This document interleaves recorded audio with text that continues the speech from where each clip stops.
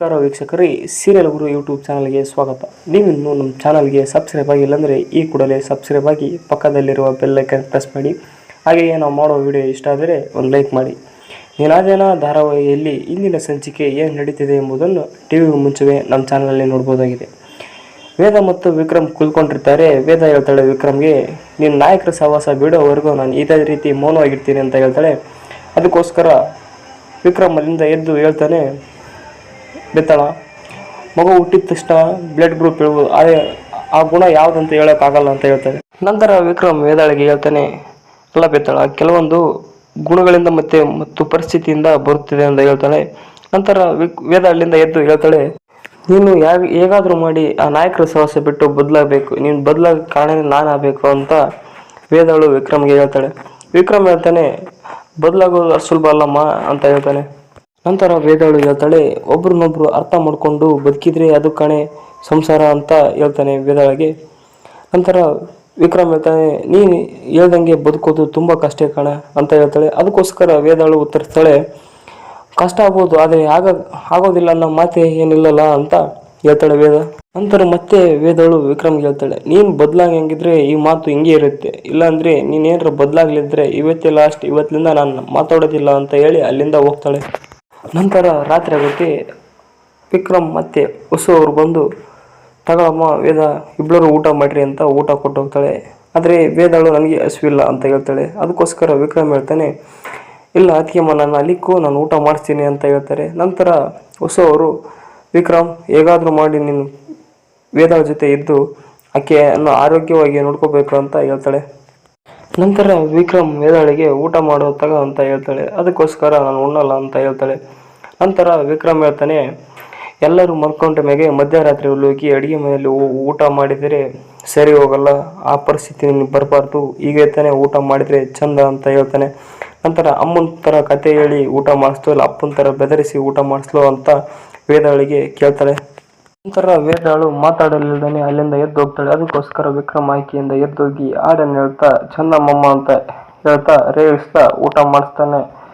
ಇಲ್ಲೂ ವೇದಾಳು ಎಷ್ಟು ಹೇಳಿದ್ರು ಊಟ ಮಾಡ್ತಾನೆ ಇರಲ್ಲ. ನಂತರ ವಿಕ್ರಮ್ ಮತ್ತೆ ವೇದಾಳಿಗೆ ಫೋರ್ಸ್ ಮಾಡ್ತಾಳೆ. ಅದಕ್ಕೋಸ್ಕರ ವೇದ ವಿಕ್ರಮ್ ಕಪ್ಪಳಕ್ಕೆ ಹೊಡೆದು ಅಲ್ಲಿಂದ ಹೋಗ್ತಾಳೆ. ಹೋಗಿ ಬಟ್ಟೆ ಪ್ಯಾಕ್ ಮಾಡ್ತಾಳೆ.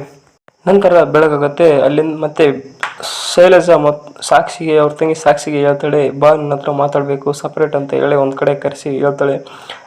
ಏನಮ್ಮ ನಾನು ಹೇಳೋದೆಷ್ಟೊತ್ತಿಗೆ ನೀನು ಬರೋದೆಷ್ಟೊತ್ತಿಗೆ ಅಂತ ಶೈಲು ಹೇಳ್ತಾಳೆ. ಅದಕ್ಕೋಸ್ಕರ ಸಾಕ್ಷಿ ಹೇಳ್ತಾಳೆ, ನಾನು ಬಂದಿದ್ದೇನಲ್ಲ ಅಕ್ಕ ಅಂತಂದು ಹೇಳ್ತಾಳೆ. ನಂತರ ಅಕ್ಕ ಯಾವ ವಿಚಾರ ಹೇಳಕ್ಕೆ ಕರೆಸಿದೆ ಅಂತ ಸಾಕ್ಷಿ ಕೇಳ್ತಾಳೆ. ಅದಕ್ಕೋಸ್ಕರ ಶೈಲು ಹೇಳ್ತಾಳೆ, ವೇದ ಮತ್ತು ವಿಕ್ರಮ್ ಬಗ್ಗೆ ಅಂತ ಹೇಳ್ತಾರೆ. ನನಗೆ ಇಂಟ್ರೆಸ್ಟ್ ಇಲ್ಲ ಅಕ್ಕ ಅವ್ರ ಬಗ್ಗೆ ಕೇಳಕ್ಕಂತ ಶೈಲು ಹೇಳ್ತಾಳೆ. ನಂತರ ನೀನು ಕೇಳಿದ ಮೇಲೆ ಹೇಳಮ್ಮ ಇಂಟ್ರೆಸ್ಟ್ ಐತು ಇಲ್ಲ ಅಂತ ಹೇಳ್ತಾಳೆ. ನಿನ್ನೆ ರಾತ್ರಿ ವಿಕ್ರಮ್ ವೇದಾಗೆ ಊಟ ಮಾಡಿಸೋಕೆ ಹೋದಾಗ ವೇದಳು ವಿಕ್ರಮ್ ಕಪ್ಪಳಕ್ಕೆ ಹೊಡೆದ್ಲು ಅಂತ ಸಾಕ್ಷಿಗೆ ಹೇಳ್ತಾಳೆ. ಶೈಲಜಾ ಎಷ್ಟು ಹೇಳ್ತಾಳೆ. ಅದಕ್ಕೋಸ್ಕರ ಸಾಕ್ಷಿ ಕೂಡ ಸೆಟ್ಟಾಗಿ ವೇದಳನ್ನು ಕೇಳಿದ್ನಿ, ಹೆಂಗೆ ಹೊಡೆದ್ಲು ವಿಕ್ರಮ್ಗೆ, ಇವತ್ತೇ ಕೊನೆ ಬೇಕು ಅಂತ ಅಲ್ಲಿಂದ ಹೋಗ್ತಾಳೆ. ನಂತರ ಸಾಕ್ಷಿ ಮನೆ ಬಂದು ವೇದಳನ್ನು ಮೀಟ್ ಮಾಡಿ ಹೇಳ್ತಾಳೆ, ನಿನ್ನೆ ರಾತ್ರಿ ಮಾಡಿದ ಸರಿ ಏನಮ್ಮ ಅಂತ ಕೇಳ್ತಾಳೆ. ಏನು ಮಾಡಿದ್ದಮ್ಮ, ನಾನು ಏನು ಮಾಡಿದ್ದೆ ಅಂತ ವೇದಳು ಹೇಳ್ತಾಳೆ. ಅದಕ್ಕೋಸ್ಕರ ಸಾಕ್ಷಿ ಹೇಳ್ತಾಳೆ, ನೀನು ಒಂದು ವಿಕ್ರಮ್ ಕೆನ್ನೆ ಕೊಡ್ತಿದ್ದು ಸರಿನಾ ಅಂತ ಹೇಳ್ತಾಳೆ. ನಾನು ಯಾಕಿಲ್ಲ, ನಾನು ಒಂದು ಏನಾರ ತಪ್ಪು ಮಾಡಿದ್ರು ಅದರಿಂದ ಒಂದು ಕಾರಣ ಇರುತ್ತಮ್ಮ ಅಂತ ವೇದಳು ಹೇಳ್ತಾಳೆ. ನೀನು ಒಬ್ಬ ಗಂಡಸು ವಿಕ್ರಮ್ ಕೆನ್ನೆಗೆ ಹೊಡೆಯೋದಕ್ಕೆ ನಾಚಿ ಆಗಲೇನಂತ ಸಾಕ್ಷಿ ಕೇಳ್ತಾಳೆ. ಅದಕ್ಕೋಸ್ಕರ ವೇದಳು ಹೇಳ್ತಾಳೆ, ನಿನಗೆ ಗಂಡಸಾಗಿರ್ಬೋದಮ್ಮ, ಆದರೆ ನನಗೆ ಗಂಡ, ನಾನು ಕೆನ್ನೆಲ್ಲಾದರೂ ಹೊಡಿತೀನಿ, ಇಲ್ಲ ಮುದ್ದು ಮಾಡ್ತೀನಿ, ಇಲ್ಲ ಕೈಗಾದರೂ ಹೊಡಿತೀನಿ, ನೀನು ಕೇಳೋಕೆ ಯಾರು ಅಂತ ವೇದಳು ಸಾಕ್ಷಿಗೆ ಕೇಳ್ತಾಳೆ. ನಂತರ ಸಾಕ್ಷಿಗೆ ಮಕ್ ಕೊಡ್ದಂಗೆ ಒಂದು ಡೈಲಾಗ್ ಹೊಡೆದು ವೇದಳು ಅಲ್ಲಿಂದ ಹೋಗ್ತಾಳೆ. ಹೋಗಿ ಮತ್ತೆ ಹಿಂದಕ್ಕೆ ಬಂದು ಸಾಕ್ಷಿಗೆ ಹೇಳ್ತಾಳೆ, ನೀನು ನನ್ನ ದಾರಿಗೆ ಅಡ್ಡು ಬರ್ಬೋದು, ಆದರೆ ನೀನು ನನ್ನ ದಾರಿಗೆ ಒಂದು ಸಣ್ಣ ಕಲ್ಲು ಅಂದ್ಕೊಂಡಿದ್ದೀನಿ, ಅದಕ್ಕೋಸ್ಕರ ನನ್ನ ಕಾಲಿನಿಂದ ದೆಬ್ಬಿ ನಾನು ಹೋಗ್ತೀನಿ ಅಂತ ಸಾಕ್ಷಿಗೆ ಹೇಳಿ ಹೋಗ್ತಾಳೆ. ನಂತರ ಅವ್ರ ಅತ್ತೆ ಜಯ ಅವರು ದೇವರನ್ನು ಪೂಜೆ ಮಾಡಿ ಆರತಿಯನ್ನು ಕೊಡ್ತಾ ಬರ್ತಿರ್ತಾಳೆ. ಆಗ ವೇದಳೋಗಿ ಆರತಿ ತಗೋಬರಮ್ಮ ಅಂತ ಹೇಳಿ ಆರತಿ ಕೊಟ್ಟು ನಿನ್ನ ಆಸೆ ಎಲ್ಲ ಈಡೇರಮ್ಮ ಅಂತ ಹೇಳ್ತಾಳೆ. ಅದನ್ನು ಶೈಲಜಾ ನೋಡಿ ತುಂಬ ಸಿಟ್ಟಾಗಿ ಗುರಾಯಿಸ್ತಿರ್ತಾಳೆ.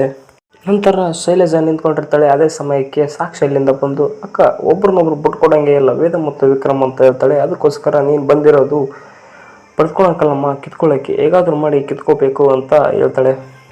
ನಂತರ ಶೈಲು ಸಾಕ್ಷಿಗೆ ಹೇಳ್ತಾಳೆ, ನೀನು ಮಂಗಳಾರತಿ ತಗೊಂಡು ಅತ್ತೆ ಹತ್ರ ಆಶೀರ್ವಾದ ಹೋಗಮ್ಮ ಅಂತ ಹೇಳ್ತಾಳೆ. ಅದಕ್ಕೋಸ್ಕರ ಸಾಕ್ಷಿ ಬಂದು ಅತ್ತೆ ಆರತಿ ಕೊಡ್ರಿ ಅಂತ ಹೇಳಿ ಮಗಳಾಗಿ ತಗೊತಾರೆ. ನಂತರ ಅವ್ರನ್ನ ಆಶೀರ್ವದಿಸಿ ಅತ್ತೆ ಈ ತಾಳಿ ಅರ್ಶಿನ ಕುಂಕುಮ ಹಚ್ಚಿ ಪೂಜೆ ಮಾಡ್ರಿ ಅಂತ ಆಶೀರ್ವಾದ ಮಾಡ್ರಿ ಅಂತ ಹೇಳ್ತಾಳೆ.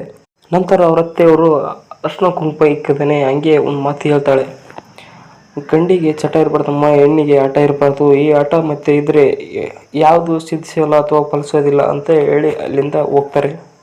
ನಂತರ ವೇದಾಳು ಮನೆಯಿಂದ ಹೊರಗಡೆ ಹೋಗ್ತಿರ್ತಾಳೆ. ಆಗ ಹೋಗುವಾಗ ವಿಕ್ರಮ್ ಬಂದು ವೇದಾಳಕ್ಕೆನ್ನ ಗಾಡೀಲಿ ಟಚ್ ಮಾಡಿ ವೇದ ಹತ್ಕೋ ಬರಮ್ಮ ಅಂತ ಹೇಳ್ತಾರೆ. ಕೈ ಬಿಡು ಅಂತ ವೇದ ಹೇಳ್ತಾಳೆ. ಅದಕ್ಕೋಸ್ಕರ ವಿಕ್ರಮ್ ಬಿಡಬೇಕಾದ್ರೆ ಬಿಟ್ಟಿಲ್ಲ, ಹಿಡ್ಕೊಂಡಾಗ ಏನಮ್ಮ ಬಿಡೋದು, ಇದು ರಸ್ತೆ ಸರಿ ಹೋಗಲ್ಲ, ಮನೆಗೆ ಹೋಗಿ ಮಾತಾಡೋಣ ಬಾರಮ್ಮ ಅಂತ ಹೇಳಿ ಹಚ್ಕೊಳಕ್ ಹೋಗ್ತಾಳೆ. ಆದರೆ ವೇದ ಬೇಡ ಅಲ್ಲಿ ನನಗೆ ಅಂತಂದು ಅಲ್ಲಿಂದ ಮತ್ತೆ ಹೋಗ್ತಾಳೆ.